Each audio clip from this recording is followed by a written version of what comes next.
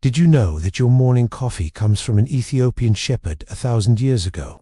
Or that without Africa, there would be no pizza in Italy, no fries in Belgium? Well, here are 15 food revelations that will completely change your view of what you eat every day. By the way, look in your kitchen right now. I bet you'll find at least 10 products that come directly from Africa. Get ready, because the next 10 minutes will revolutionize your breakfast, lunch, and dinner. Africa is the cradle of humanity. We know that. But what we know less is that it's also the world's pantry. While Europe was picking berries and hunting mammoths, Africa was already domesticating the plants that feed the entire planet today. We're talking about 10,000 years of agricultural innovations, 10,000 years of botanical experiments, 10,000 years of culinary inventions that shaped all the world's cuisines. Today, 60% of what you eat comes directly or indirectly from Africa. And yet, how many times did you hear about this in school? Never.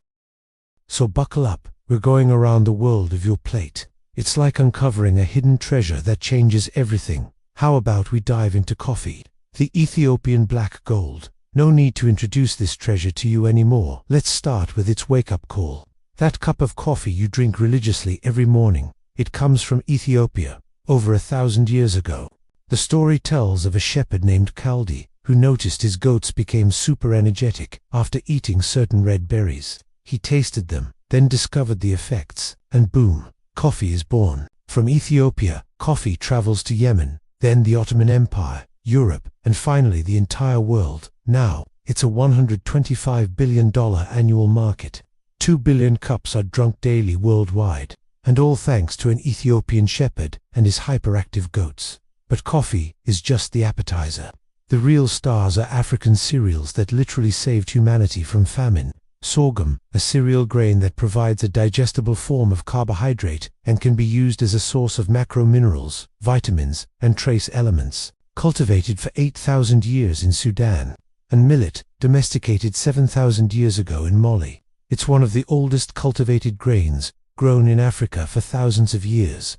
Technically, it's not just one grain, but a group of small-seeded grasses like pearl millet, finger millet, foxtail millet, etc. Fonio, to his nicknamed the seed of the universe by the Dogons.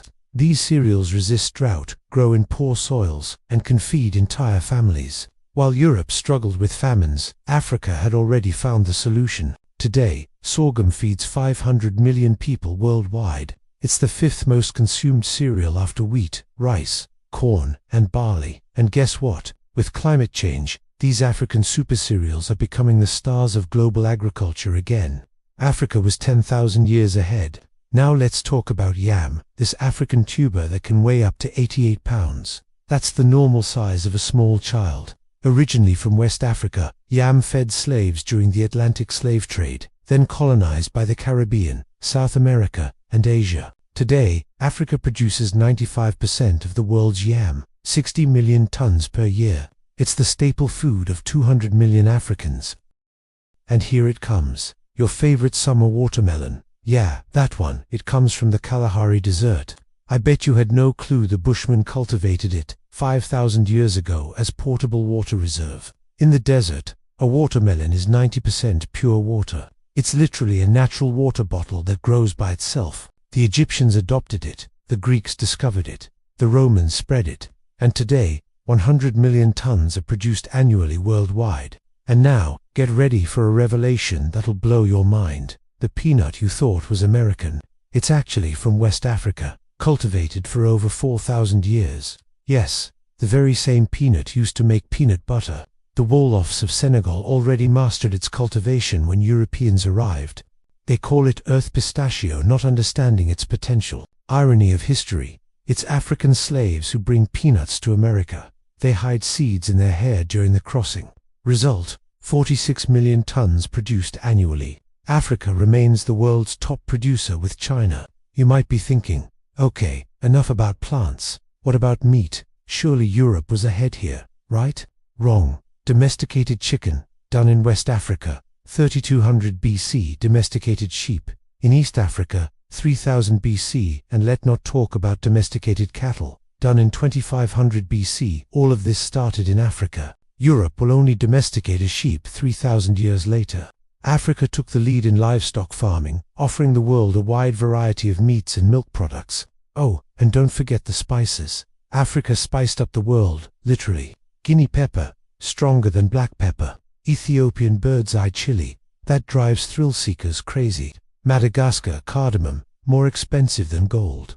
These spices financed the greatest African empires. Guinea pepper was worth its weight in gold in Rome. Europeans organized expeditions just for that. Today, Madagascar produces 80% of the world's vanilla, a spice that flavors your ice cream, cakes, perfumes, all thanks to the Red Island. And for the grand finale, the plantain banana, this tropical starch that feeds 1 billion people. Another African discovery, 4,000 years old today.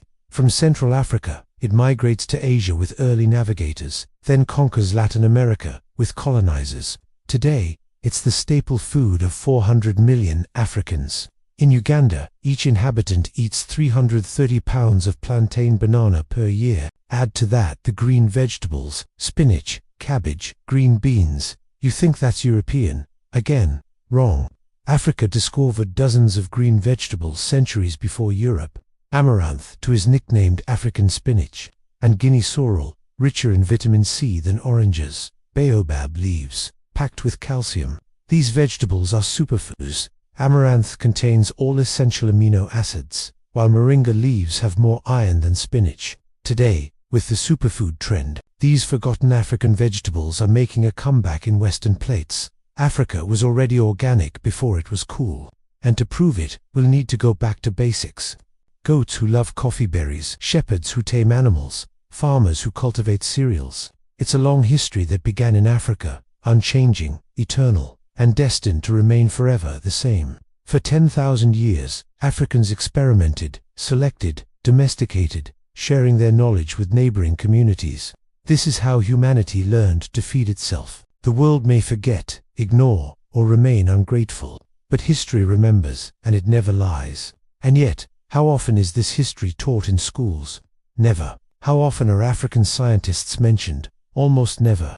It's easier to teach you that the potato was brought to Europe by the conquistadors, or that tomatoes were discovered by Italian explorers. It's simpler to explain that Africa was a primitive, illiterate continent that didn't even exist before colonization, and to teach you that Africa is nothing but famine and poverty. But they won't tell you that coffee, okra, African rice, and so many food traditions shaping the modern world came from Africa. This world, with bunch of farmers worked daily back in Africa to produce the best feeding nations near and far, sustaining economies that never thank them. Still, they rise each morning, planting, harvesting, keeping alive the story that began thousands of years ago. A whole continent erased from the history books. And that's not a coincidence. How do you justify colonizing a continent that was already feeding the world? Like I always ask, how do you explain enslaving peoples who mastered agriculture better than their oppressors? The solution: erase this history from the books. Make people believe Africa was primitive, without agriculture, without science. The biggest food lie in history. But today, you know the truth. Africa didn't just feed your ancestors, it continues to feed your family every day. I hope this revelation whets your appetite. Like this video and share to discover other hidden secrets of African history. And now, tell me in the comments, which food surprised you the most? I bet you'll never look at your morning coffee the same way again. Like and subscribe for more hidden African history. And don't forget to go look in your kitchen right now. I bet you'll count at least 10 African products. See you soon.